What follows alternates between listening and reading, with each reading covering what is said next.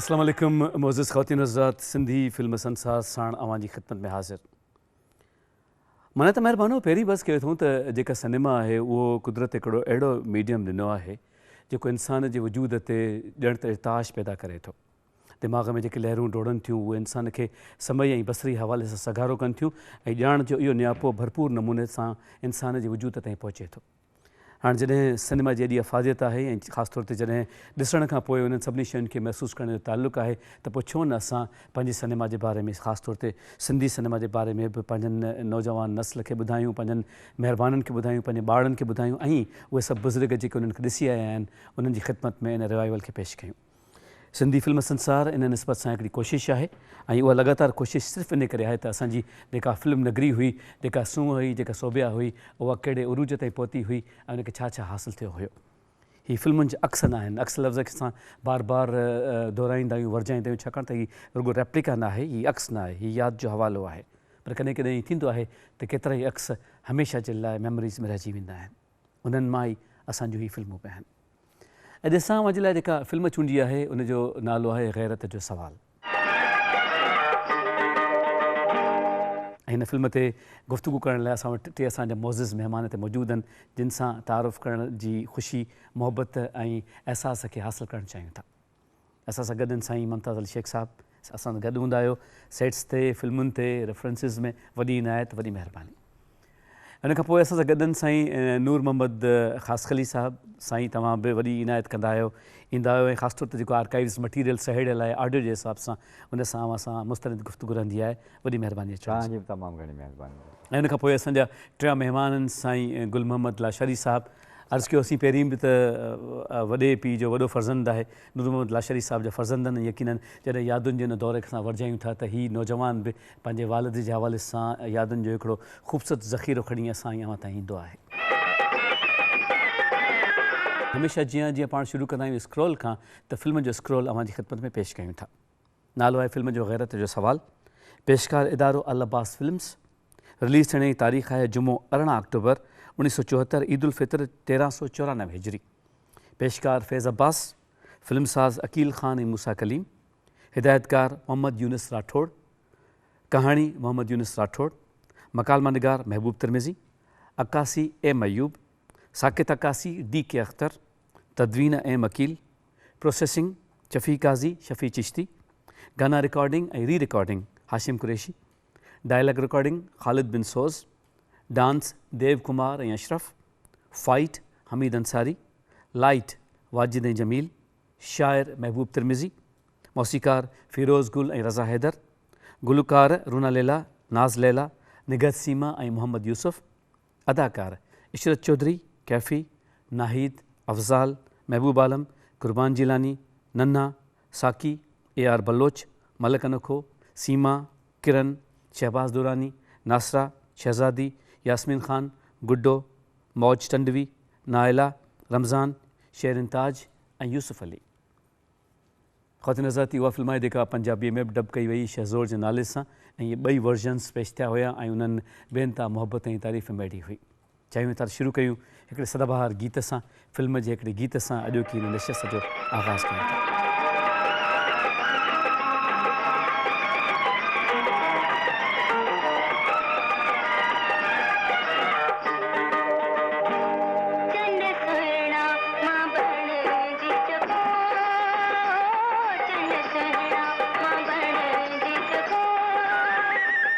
जिंद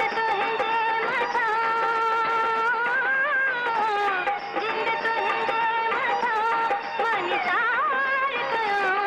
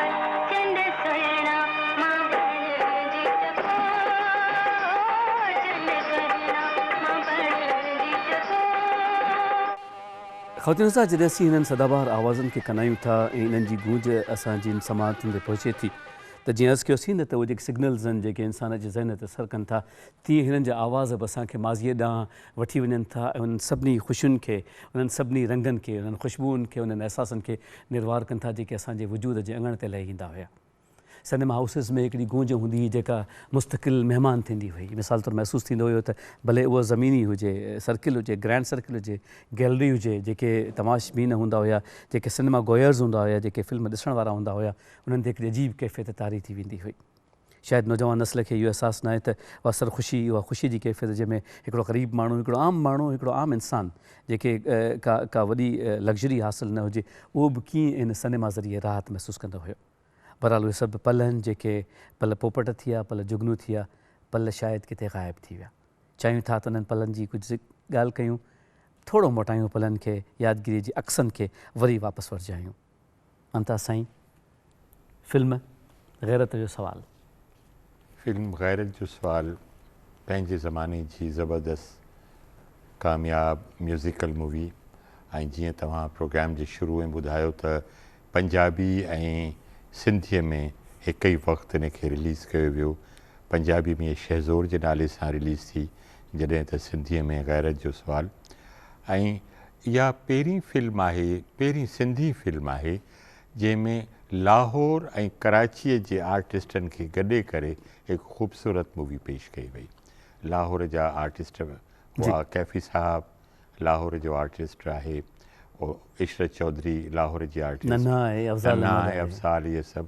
वरी हिन पासे शहबाज़ दुरानी साहबु आहे ऐं महबूब आलम साहबु आहे ऐं ॿिया आर्टिस्ट आहिनि, मलिक अनोखो आहे। त इन्हनि गॾिजी करे हिकु तमामु ख़ूबसूरत कोशिशि कई ऐं तमामु कामयाबु रही। ऐं ॿियो त सिंधी फिल्म जो जेको टेम्पो हो ॿियुनि फिल्मुनि जो, उहो थोरो धीमो हूंदो हो।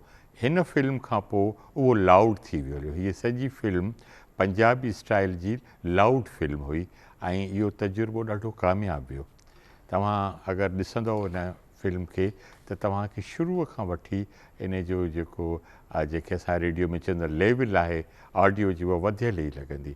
अदाकार आहे, म्यूज़िक आहे, बैकग्राउंड म्यूज़िक आहे, उहो सभु लाउड आहे, पिच वधियल आहे। हा, पिच वधियल आहे। ऐं सिनेमा में त इहो जॾहिं वॾा वॾा स्पीकर ऐं वॾी स्क्रीन ते इन्हनि खे ॾिसबो हो ऐं कदावर शख़्सियतुनि खे ॾिसबो हो त ॾाढो मज़ो ईंदो ऐं माण्हू क्लैपिंग कंदा हुया। ऐं ॾाढी सुठी फिल्म, ज़बरदस्त फिल्म। गाना इन फिल्म जा तमामु घणो कामयाबु विया। अञा बि नूर मोहम्मद साहबु इन जी गवाही ॾींदो त पसंदीदा नग़मनि में इहे फिल्म ग़ैरत जो सवाल जा नग़मा सर फ़हरिस्त आहिनि। अञा बि इन्हनि जी फरमाइश थिए थी। ऐं इन में सिंगर्स में बि रूना लैला ऐं मोहम्मद यूसुफ खां अलावा बि लाहौर जे आर्टिस्टनि खे बि शामिलु कयो वियो हुयो ऐं उन्हनि बि पाण मल्हायो सिंधी फिल्म में। मूंखे इहा त ज़हन में ॻाल्हि कोन्हे त पंजाबी फिल्म लाहौर में या पंजाब जे ॿिए शहरनि में कीअं वई, बाक़ी हिते सिंध में इहा फिल्म ग़ैरत जो सवालु कामयाबु तरीन फिल्म हुई ऐं वॾे अरसे ताईं इन जी नुमाइश जारी रही। नूर मोहम्मद साहब, ज़िक्र हलियो ऑडियो जो ऐं ख़ासि तौर ते गाननि जो, नग़मनि ऐं मौसीक़ीअ जो, तव्हां ॾे माइक्रोफोन।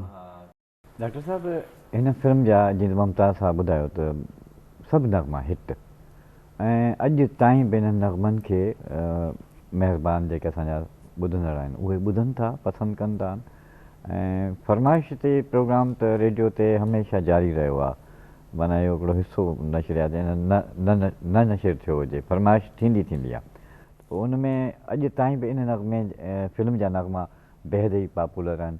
नाज़ लैला जो बि नग़मो आहे हिकिड़ो, उस्ताद मोहम्मद यूसुफ सां गॾु। जी हा। ऐं ॿियो चंड सोणा जेको हाणे असां ॾिठो, मुंहिंजा साईं प्यार जे तो रंग में रंगियो आहे, केरु माना हर गानो हिन जो हिट ऐं ख़ूबसूरत मौसीक़ी माशाल्लाह बहितरीनु। ऐं फिल्म त माशाल्लाह जहिड़ो नालो ग़ैरत जो सवालु, त फिल्म बि ग़ैरत जो सवालु ई माशाल्लाह हिकिड़ी लाजवाब फिल्म आहे। ऐं हींअर दस्तियाबु आहे, माण्हू ॾिसी सघनि था, नौजवान अवेलेबल आहे प्रिंट। हा बिल्कुलु मिलनि, ॾिसणु घुरिजनि। जेके उन वक़्तु त पैदा ई कोन थिया हूंदा, हाणे त मतिलबु माशाल्लाह जवान बि थिया हूंदा, सो उन्हनि खे ॾिसणु घुरिजनि। पंहिंजूं सिंधी फिल्मियूं आहिनि ऐं ॾिसंदा त माशाल्लाह उन्हनि खे ख़बर पवंदी, या जेके फ़न सां वाबस्ता आहिनि उहे ॾिसंदा त उन्हनि मां बि कुझु हासिलु कयो वेंदो आहे, कुझु ॿुधी कबो आहे, कुझु ॾिसी कबो आहे, सो उन्हनि खे ॾिसणु घुरिजे। ॾिसो न, जीअं मिसाल तौरु अंदाज़ो लॻायो त जेकॾहिं 74-75 जी फिल्म आहे त 42 साल त थी विया, 40 खां मथे साल थी विया, एॾो अरसो थी वियो, अधु सदीअ खे असां छुहण वारा आहियूं जहिड़ो, त हाणे हुन में जेको इन खां पोइ ॼाओ हूंदो सो बि तक़रीबन 40 सालनि जी ॼमा हुजे त हूंदो ई हूंदो, त माना जेकॾहिं न ॾिठी आहे या फिल्मूं ख़तमु थी वियूं त पोइ त पर्सपेक्टिवली कुझु रहे ई कोन। बिल्कुलु, असांखे पंहिंजी जेके बि आहिनि सिंधी फिल्मूं उन्हनि खे ॾिसणु घुरिजनि, उन वक़्तु न ॾिठियूं आहिनि त हाणे त आहिनि पयूं आहिनि न, त माण्हू ॾिसे, उन वक़्तु कढे, पंहिंजी सकाफ़त उन में आहे। ऐं जेकॾहिं हींअर बि सरहंदी वारा जेकॾहिं फिल्म ठाहींदा त ज़रूरु फिल्म कामयाबु ईंदी, पर फिल्म स्टोरी हुजे, सकाफ़त कल्चर असांजो नुमाया हुजे। PTV जेको इंसेंटिव वरितो आहे या कोशिश ई सॼी शऊरी तौर ते इहा आहे त जेको नौजवान नस्ल आहे जंहिंखे इन शयुनि जी ख़बर कान्हे उन्हनि ताईं इहा ख़बर पहुचाई वञे, ऐं जिन इन्हनि शयुनि खे ॾिठो कोन्हे त रिवाइवल सिर्फ़ु इन करे जो आहे जेको टीम वर्क आहे या पाकिस्तान टेलीविज़न जी जेका प्रोडक्शन आहे या जेको सिंधी फिल्म संसार आहे, उहो संसार सिर्फ़ु रिवाइवल जी हिकिड़ी शदीद तरीन बल्कि भरपूर कोशिशि आहे, बहितरीनु कोशिशि आहे, बसि इहो ई आहे इन सेंस हुअणु घुरिजे बिल्कुलु। ऐं इहो PTV करे थो, ॿियो त अला कंदो त PTV इन आर्काइव्स खे बहितर नमूने पेश करे सघे। नशरी साहब, तव्हांजो ताल्लुक़ु जवान नस्ल सां, नौजवान नस्ल सां, तव्हां इन तकलीफ़ खे ईअं ई महसूसु कयो जीअं असां चयो? बिल्कुलु सही, तव्हांजी ॻाल्हि जेका आहे सा पंहिंजी जाइ ते बिल्कुलु दुरुस्त आहे। असां नौजवान नस्ल खे अञा वधीक इनकरेज करणु घुरिजे, छो जो जेके पुराणियूं फिल्मूं आहिनि उन्हनि में घणो कुझु आहे, जेकर उन्हनि खे ॾिसनि उन्हनि फिल्मुनि खे त उन्हनि मां घणो कुझु लाभ हासिलु करे सघनि था। हाणे ॾिसो इन्हनि जूं जेको पिक्चर जी फिल्मूं आहिनि, उहो गाना जेके आहिनि माशाअल्लाह उहे तमामु बहितरीनु आहिनि, म्यूज़िक ज़बरदस्त आहे, म्यूज़िक बहितरीनु आहे, उनजी अक्सबंदी बहितरीनु आहे, उन्हनि जूं तव्हां हर शइ ॾिसंदव, हर लिहाज़ खां उहे जेके आहिनि से पंहिंजी माना थी रखनि पियूं। त इहो नौजवान नस्ल खे ख़ासि करे जेके नई टही जा जेके आहिनि उन्हनि खे ॾिसणु घुरिजे त असांजी सिंधी फिल्मूं जेके उन वक़्त में इन कंडीशन में हुयूं जो उन वक़्त में तमामु पसंदि कयूं वेंदियूं हुयूं, त उहो फिल्मुनि खे ॾिसी करे उन में जा घणो कुझु हासिलु करे सघिजे थो। ममता साईं, मिसाल तौरु जीअं अदाकार कैफ़ीअ जी ॻाल्हि हली, यानी ही पंहिंजे ज़माने जा सुपर स्टार्स आहिनि, तीअं असांजा अदाकार बि माना कंहिं लिहाज़ खां पोइ कोन हुया। यकीन उन ज़माने में जॾहिं इहा फिल्म ठही या सिनेमा में नुमाइश जे लाइ पेश कई वई, उन ज़माने में अदाकार वसीम ऐं अदाकार मुश्ताक चंगेज़ी फिल्मुनि जी कामयाबी जी ज़मान सम्झिया वेंदा हुआ। मलक अनोखो हुयो पंहिंजी जाइ ते, जी, पर उन में वरी इहो तजुर्बो कयो वियो त इन्हनि खां हटी करे लाहौर जे हिकु मक़बूल आर्टिस्ट खे इन फिल्म में आंदो वञे, उते जी हीरोइन खे आंदो वञे, हीउ कामयाबु तजुर्बो हो। ऐं ॿियो त कैफ़ी साहिबु न सिर्फ़ु सुठो आर्टिस्ट हो बल्कि सुठो हिदायतकार बि हुन, फिल्मी डायरेक्शन ऐं उनजो वॾो भाउ जेको आहे इनायत हसन भट्टी साहिबु, बहितरीनु अदाकार, बहितरीनु फिल्म साहिबु, ऐं ॿियो सिंगर ॾाढो सुठो, जिगर छलनी है दिल घबरा रहा है, इन क़िस्म जा गाना, या उनजा सूफ़ीज़म ते जेके गाना आहिनि उहे, हीउ सॼो घराणो जेको आहे उहो फिल्मुनि सां, स्टेज सां वाबस्ता रहियो आहे। ऐं कैफ़ी साहिबु त मेलनि मलाखड़नि में जेके नुमाइश जे लाइ ईंदा हुआ माण्हू, थिएटर लॻाईंदा हुआ, हा, उन में बि उनजो असिस्टेंट रहियो ऐं उन सां गॾु कमु कयईं। ऐं कैफ़ी साहिबु नो डाउट के हिकु बहितरीनु एक्टर ऐं बहितरीनु हिदायतकार हो। इन फिल्म में त जेको उन कमु कयो ॾाढो ख़ूबसूरत हिकिड़ो पहलवान आहे जेको सिर्फ़ु पंहिंजी बॉडीअ ते उनजो ध्यानु आहे, पंहिंजी सिहत ते आहे, ऐं तमामु भोलो भालो माण्हू आहे, ऐं ॾाढी सुठी उन एक्टिंग कई। ऐं ॿी ॻाल्हि डॉक्टर साहिबु इन में त इहा डबिंग कई वई उनजे आवाज़ जी, क़ुर्बान जीलानी साहिबु, महबूब आलम, हयात अली शाह बुखारी ऐं कुझु ॿियनि दोस्तनि डबिंग कई। ऐं हुन तव्हां सोचो त टुटल फुटल सिंधी ॻाल्हाए, परफॉर्म तमामु सुठो करे, ऐं उनखे इहो अहसासु हूंदो त आवाज़ु त वरी बि ॿिए जो अचिणो आहे, ऐं माण्हुनि हिनखे क़बूलु कयो। न त सिंधी फिल्मुनि में ॿियनि ॿोलियुनि जे अदाकारनि खे घटि क़बूलु कयो वियो, बदर मुनीर खे क़बूलु न कयो वियो, जी जी, ऐं ॿिया बि काफ़ी आर्टिस्ट हुया जेके उर्दू फिल्मुनि जा या पंजाबी फिल्मुनि जा हुआ, उन्हनि सिंधी फिल्म में कमु कयो, त उन्हनि खे एतिरी पज़ीराई न मिली जेतिरी गैरत जो सुवाल में कैफ़ी साहब खे मिली। उन जो फ़न, ॿियो हिदायतकारी ऐं उन जी सलाहियत उन में वॾो किरदारु अदा कयो। ख़ुदि हज़रत मोज़िज़ महिमाननि सां गुफ़्तगू असांजी जारी आहे ऐं असां हाणे ईंदासीं पंहिंजे प्रोफाइल्स ॾांहुं। असां वटि जेको हिन फिल्म जो पहिरियों प्रोफाइल मौजूदु आहे सो आहे अदाकार नन्हा जे बारे में। रफ़ीक़ खावर अलमारूफ़ नन्हा फिल्म इंडस्ट्रीअ जे सदाबहार अदाकार थी गुज़रियो आहे। हुन फिल्म, टेलीविज़न ऐं स्टेज जे हवाले सां यादगार तरीन परफॉर्मेंसिस ॾिनियूं आहिनि। संदसि पहिरीं उर्दू फिल्म वतन के सिपाही 1966 में रिलीज़ थी हुई, पर संदसि शोहरतुनि जो दौरु 1975 में आयल फिल्म नौकर खां शुरू थियो। 1979 में हू टहका पहलवान में हीरो तौरु साम्हूं आयो ऐं पोइ 1979 खां संदसि जोड़ अली एजाज़ सां गॾु मशहूरु थी वियो। 70 ऐं 80 जे ॾहाके में लेखक ऐं अदाकार कमाल अहमद रिज़वीअ सां संदसि जगमशहूरु पाकिस्तान टेलीविज़न जी सीरीज़ अलिफ नून खेसि शोहरतुनि जे मथां ऐं पद ते बीहारे छॾियो। हुन 1977, 78 ऐं 1983 में बहितरीन मज़ाहिया अदाकार जा निगार एवार्ड्स हासिल कया हुआ। 2 जून 1996 ते हिन खिलाईंदड़ ऐं मशहूरु कंदड़ वजूद पंहिंजी हयातीअ जो अंत आंदो हुयो। नन्हा साहब जे हवाले सां मुमताज़ तव्हां। नन्हा साहब जे बारे में जेके तव्हां ॻाल्हियूं ॿुधायूं बहितरीनु। नन्हा साहब जे बारे में इहा बि मां गुज़ारिश कंदो हलां त नंढे खंड जो हिकु मक़बूल आर्टिस्ट जंहिंजो ताल्लुक़ु हैदराबाद सिंध सां आहे, गोप कमलाणी, ठीकु, तमामु बहितरीनु एक्टर। ई नन्हा साहब उन खां तमामु घणो मुतासिर हो। ऐं जेको अलिफ नून कयो वियो serial in ji Pakistan television जी, उन में अगरि पुराणियूं फिल्मूं तव्हां ॾिसंदव याकूब ऐं गोप जूं, उहो ईअं ई हो त हिकिड़ो तमामु चालाक माण्हू, हिकिड़ो तमामु सचार ऐं हमेशह ग़लतियूं हू करे चालाक माण्हू ऐं वीचारो मुसीबत में अची वञे। सो गोप कमलाणी जो सॼो अक्स तव्हांखे नन्हा साहब में नज़र ईंदो। ऐं गोप कमलाणी नो डाउट त बरसगीर जी फिल्म इंडस्ट्री जो तमामु वॾो आर्टिस्ट हुयो। अदाकार नन्हा जो ज़िक्र कयूं पिया था ऐं ॻाल्हि मोहबतुनि जे ज़िक्र जी बि हली त असां वटि फिल्म जो हिकिड़ो गीत आहे जंहिंमें बि तस्करो कुझु अहिड़ो ई आहे जंहिंमें इंसानु पंहिंजी दिलि खे लुटाए थो ऐं विञाइण खां पोइ छा थो महसूसु करे। मूं त दिलि पंहिंजी लुटाई, नाज़ लैला ऐं मोहम्मद यूसुफ जी आवाज़ में ही सदाबहार कंपोज़िशन आहे ऐं इन ते ई अॼोके हिन पहिरें हिसे मां अव्हांजी ख़िदमत मां मोकिलाईंदासीं।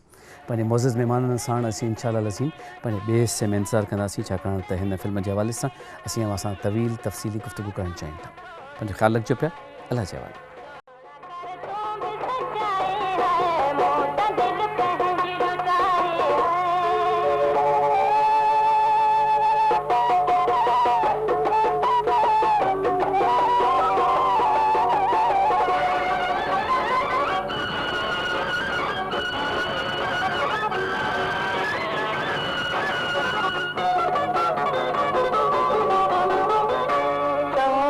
जगायो आजादू पंजे प्यार जो, चङो तो जगायो आजादू पंजे प्यार जो, बेचैन दिल ये हो मिल जन खरार तो, मां तो